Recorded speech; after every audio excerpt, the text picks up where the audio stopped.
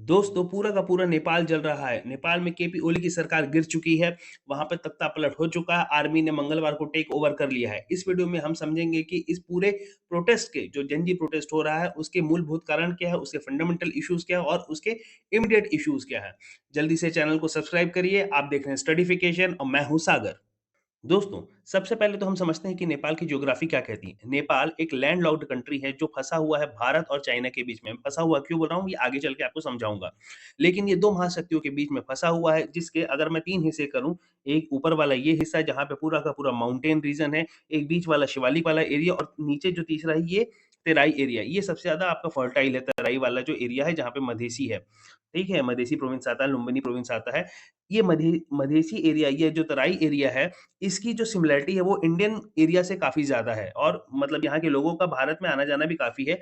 जो सुषमा स्वराज जी एक बार कभी कही थी कि भारत और नेपाल का जो संबंध है वो रोटी-बेटी का है, वो इसी एरिया के लिए ज़्यादातर कहा गया था बात। अच्छा, यहाँ की जो टोटल पॉपुलेशन है, वो लगभग 30 मिलियन के आसपास है, मतलब 3 करोड़ के आसपास है, जिसमें से लगभग 80% लोग हिंदू हैं, अर्थात हिंदुइज़्म फेथ में बिलीव रखते हैं। दोस्तों, नेपाल का ये जंगी प्रोटेस्ट को समझने के लिए हमें इसकी तह पे जाना पड़ेगा और इसे 2 लेयर्स में समझ पाएँगे। पहला लेयर तो वह होगा कि नेपाल के फंडामेंटल इश्यू क्या हैं। दूसरा लेयर इस बात का होगा कि नेपाल पे जो इमीडिएट कॉज़ है वह क्या है। तो पहले बात करते हैं हम नेपाल के फंडामेंटल इश्यू की। नेपाल पे मुख्यतः 2 फंडामेंटल इश्यू हैं। पहला वहाँ की इकोनॉमिक कंडीशन, दूसरा पॉलिटिकल इंस्टेबिलिटी। तो बात करते हैं इकोनॉमिक कंडीशन के बारे में। नेपाल की जो इकोनॉमिक कंडीशन है वो बहुत ही ज़्यादा खराब है। 2008 में नेपाल के मोनार्की की समाप्ति हुई और 2015 में वहाँ का नया कॉन्स्टिट्यूशन बना। लेकिन कॉन्स्टिट्यूशन बनने के 10 साल बाद भी नेपाल में कोई परिवर्तन नहीं आया। नेपाल पे ये जो जन-जी का प्रोटेस्ट हुआ है, इसकी मुख्यतः 3 बातें इनकी कोर में थी। पहला हाई करप्शन, दूसरा इनइक्वालिटी, तीसरा अनएम्प्लॉयमेंट। नेपाल स्टैटिस्टिकल सर्वे के अनुसार अनएम्प्लॉयमेंट रेट जो है वो 12.6 है, जो कि 5-6 वर्षों पहले इतनी नहीं होती थी, इनसे काफ़ी कम होती थी। लेकिन मुद्दे की बात ये है कि जो नेपाल स्टैटिस्टिकल सर्वे का ये जो डाटा आता है, ये ऑर्गेनाइज़ सेक्टर के लिए आता है, ये फॉर्मल सेक्टर के लिए आता है। जबकि वर्ल्ड बैंक की रिपोर्ट के हिसाब से 82% ऑफ नेपाल जो है वो काम कर रहा है अनऑर्गेनाइज़ सेक्टर पे। नेपाल की इकोनॉमिक कंडीशन बताने के लिए कुछ डाटा मैं आपके सामने प्रस्तुत करना चाहता हूँ। ये जो आर्टिकल दिया गया है, ये इंडियन एक्सप्रेस में है और इसका जो मूल सोर्स है, वो न्यूयॉर्क टाइम्स से लिया गया है। इसमें ये बताया गया है कि नेपाल की जो जनसंख्या है, वो 30 मिलियन है, मतलब 3 करोड़। लेकिन उन 3 करोड़ में से 20% जो जनसंख्या है वो गरीबी रेखा के नीचे रहती है। और उसके बाद आपको ये बताना चाहता हूँ कि जो वहाँ के जो टॉप 10% हैं, वो नीचे के 40% लोगों से 3 गुना ज़्यादा कमाते हैं, 3 times income of the poorest 40%।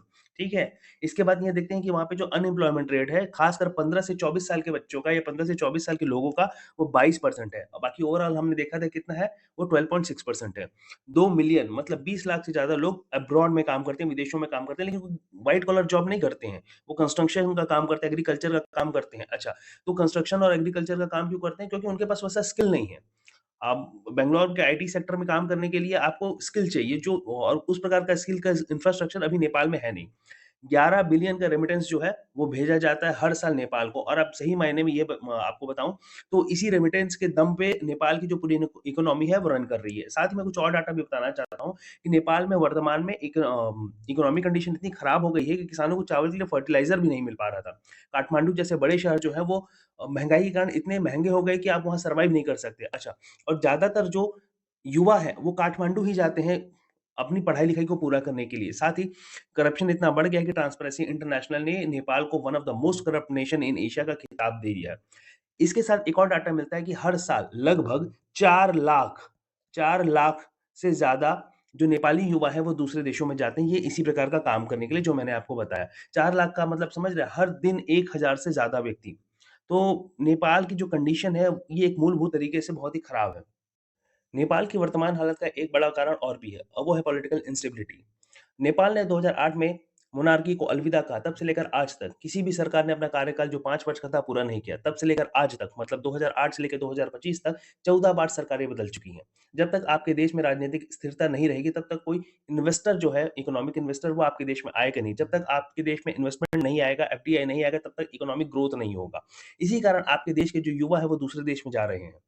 दोस्तों, हमने नेपाल का फंडामेंटल इश्यू तो समझ लिया, लेकिन अब समझते हैं कि जो प्रोटेस्ट हो रहा है उसका इमीडिएट कॉज़ क्या है? तो उसके लिए हम कुछ दिन पहले चलते हैं और नेपाल के फेसबुक में एक पेज हुआ करता था जिसका नाम था नेक्स्ट जनरेशन नेपाल। इस पेज पर नेपाल की पॉलिटिकल हालत, पॉलिटिकल इंस्टेबिलिटी और वहाँ पे जो करप्शन फैला है उसके बारे में पोस्ट किया जाता था। अच्छा, तो उसमें पोस्ट में क्या होता था? पोस्ट में ये बताया जाता था कि जैसे नेपाल के आम लोग किस गरीबी से जूझ रहे हैं, उनकी लाइफ़स्टाइल में क्या प्रॉब्लम आ रही है और नेपाली लीडर्स जो हैं, उनके बच्चे यूरोप में घूम रहे हैं, यूरोप में कैसी लाइफ़स्टाइल को एन्जॉय कर रहे हैं। उन बच्चों के प्रति बहुत ही गुस्सा जनरेट किया गया इस पेज पे। उन्हें नेपो किड्स या नेपो बेबीज़ के नाम से जाना गया। और इस पेज पर नेपालीज़ लीडर और जो नेपो किड्स हैं, उनकी भारी क्रिटिसिज़्म हुआ। बदले में ने नेपालीज़ गवर्नमेंट ने क्या किया, नेपालीज़ गवर्नमेंट ने लगा दिया डिजिटल बैन अर्थात 26 सोशल मीडिया नेटवर्किंग साइट थी जिनमें यूट्यूब भी आता था, फेसबुक भी आता था, ट्विटर भी आता था, इंस्टाग्राम भी आता था, उस पे बैन लगा दिया। गवर्नमेंट ने ये सोचा कि इनसे उनका जो विरोध है उनको रोक सकेंगे, लेकिन हुआ उल्टा, ठीक है? जो सारे युवा थे वो सड़कों पे उतर गए सोमवार को, लेकिन गवर्नमेंट ने फोर्सफुली उनको रोकने की कोशिश की जिसमें 19 युवा उनकी मृत्यु हो गई और 100-200 से अधिक लोग जो है ये गवर्नमेंट डाटा है 100-150 से ज़्यादा लोग हैं वह मतलब घायल हो गए। इसके बाद ये जो पूरा जेन-ज़ी का प्रोटेस्ट है ये फैल गया। इस प्रोटेस्ट के पीछे कोई एक स्पेसिफिक आदमी नहीं, कोई एक स्पेसिफिक लीडर नहीं है। लेकिन ये जेन-ज़ी मतलब जो 2000 सॉरी माफ़ करिएगा 1995 से लेके जो 2012 तक के पैदा हुए उन लोगों को जो लगभग जो 25-26 साल जिनकी उम्र है, उनको जेन-ज़ी कहा जाता है, वो इसके पीछे हैं। इनकी क्या-क्या डिमांड है? तो इनकी कोई स्पेसिफिक डिमांड भी नहीं है कि इनकी पहली स्पेसिफिक डिमांड ये थी कि जो पार्लियामेंट है उसको डिसॉल्व करिए और फिर आप करप्शन ठीक करिए और जो मतलब अनएम्प्लॉयमेंट है उसको सुधारिए, इनइक्वालिटी है उसको ठीक करिए। यही जो बेसिक डिमांड है ये सब इस प्रोटेस्ट की थी। तो दोस्तों समझते हैं कि ये प्रोटेस्ट जो है अचानक से हिंसक कैसे हुआ? तो स्टार्टिंग का प्लान क्या था जेन-ज़ी लोगों का कि ये जो युवा लोग थे वो ये था कि पार्लियामेंट हाउस के पास सोमवार को ये रैली निकालेंगे। लेकिन पुलिस ने फिर अपना फ़ोर्स दिखाया जिसके कारण दोनों पक्षों में थोड़ा मुठभेड़ हुआ और यहाँ से पूरा ये हिंसक होने की शुरुआत हुई। ये जो रैली थी, रैली में कुछ लोगों के पास हथियार थे। कहाँ से थे, क्यों थे, भगवान जाने लेकिन थे। ठीक है? उनके पास ये हथियार थे और जैसे ही पुलिस के साथ उनकी मुठभेड़ हुई, वो अचानक से हिंसक हो गए और फिर एक व्यक्तिगत लोगों या व्यक्तिगत जो स्मारक थे, जो भी चाहे पार्लियामेंट हो गया या फिर जो होटल हो गया, ठीक है? उनको वो जलाना चालू कर दिए। इस पूरे प्रोटेस्ट के दौरान कम से कम 5 जी हाँ, कम से कम 5 एक्स-पीएम के घर जला दिए गए। कौन-कौन? केपी ओली, पुष्पकमल दहल प्रचंड, माधव कुमार नेपाल, झालानाथ खनल, जिनकी जो पत्नी थी राज्य लक्ष्मी चित्रकार, उनके घर को जब आग लगा दिया गया तो वो उसमें थी और उनको बर्न इंजरीज़ हो गई, जिसके कारण उनकी मृत्यु तक हो गई। सोचिए ये कितना भयंकर प्रोटेस्ट है ये। और 5वें हैं शेर बहादुर देउबा। उनकी जो पत्नी है उनको भी मतलब असॉल्ट किया गया और उन्हें भी सीरियस इंजरीज़ आई हैं। इसके अलावा वित्त मंत्री जो विष्णु प्रसाद पौडेल थे और एमपी एकनाथ ढाकल है, उन्हें तो उनके तो कपड़े फाड़ दिए गए। ठीक है? आरजू देवबा और जो प्रचंड है, उनके घर को नष्ट कर दिया गया। ललितपुर जेल में जाकर ललितपुर सोचिए मतलब किस प्रकार का प्रोटेस्ट हो रहा है, प्रधानमंत्रियों के घर जलाए जा रहे हैं, ठीक है? होटल जलाए जा रहे हैं, टूरिस्टों को मारा जा रहा है और उसके अलावा फिर ललितपुर जेल जाकर जो एक रवि छाने हैं, ठीक है? केपी ओली के विरोधी हैं, उनको वहाँ पे जाके आज़ाद कर दिया गया। बताइए क्या चल रहा है भगवान जाने देश में।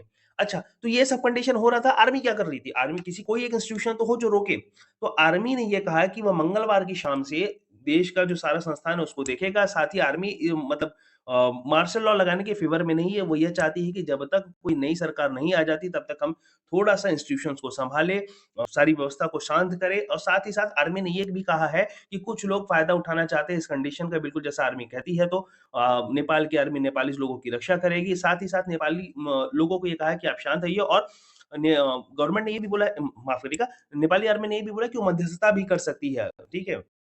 दोस्तों इस पूरे प्रोटेस्ट के दौरान ये प्रोटेस्ट को भारत जो है वो किस नज़र से देखता है? देखिए भारत ऑलरेडी नेपाल में बहुत सारी गलती कर चुका है। जैसे 2008 में भारत ने रिपब्लिक लिए, नेपाल को रिपब्लिक बनने के लिए समर्थन दिया था, उससे हमारे जो राज परिवार था नेपाल का उससे हमारे संबंध खराब हो गए। उसके बाद नेपाली कांग्रेस से भी हमारे संबंध खराब हो गए जब हमने कम्युनिस्ट पार्टी को इनडायरेक्टली समर्थन देना चालू किया। साथ ही नेपाल में जब भूकंप आया था तो इंडियन मीडिया की जो हालत थी वहाँ पे उसका काफ़ी विरोध हुआ। उसके बाद हमने मधेशी मूवमेंट के दौरान जो नेपाल के पोर्ट थे, पोर्ट जाने का रास्ता उसको बंद कर दिया था जिससे नेपाल जो थोड़ा था वो चीन की तरफ टिल्ट हो गया। साथ ही मैं ये बताना चाहता हूँ कि जो भी चीज़ नेपाल में हो रहा है ऐसा नहीं है कि सिर्फ़ नेपाल तक सीमित रहेगा। हमारे जो राज्य जैसे उत्तराखंड है, उत्तर प्रदेश है सिक्किम है, बिहार है, ये सारे लगे हुए हैं बिहार के साथ और बिहार में जो कुछ भी होता है उसका सीधा असर इसके साथ होता है।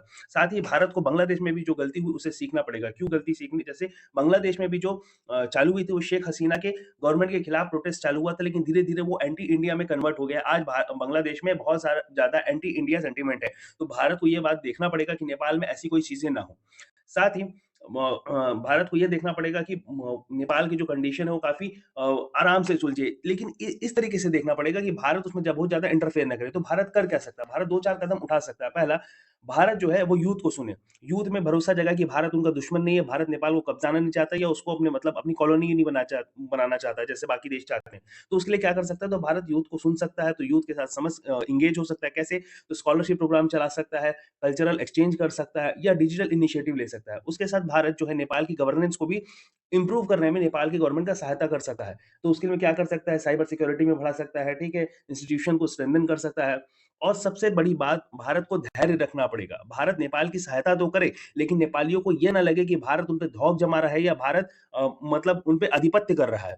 यह बहुत ही बारीक चीज़ है जो भारत की सरकार को ध्यान रखना पड़ेगा। ने हम नेपाल जो है भारत का हमसे एक छोटा भाई रहा है, नेपाल के साथ हमारे सांस्कृतिक संबंध बहुत पुराने हैं और लेकिन हमें इस बात को देखना पड़ेगा कि नेपाल की सॉवरेनिटी हर्ट मत हो।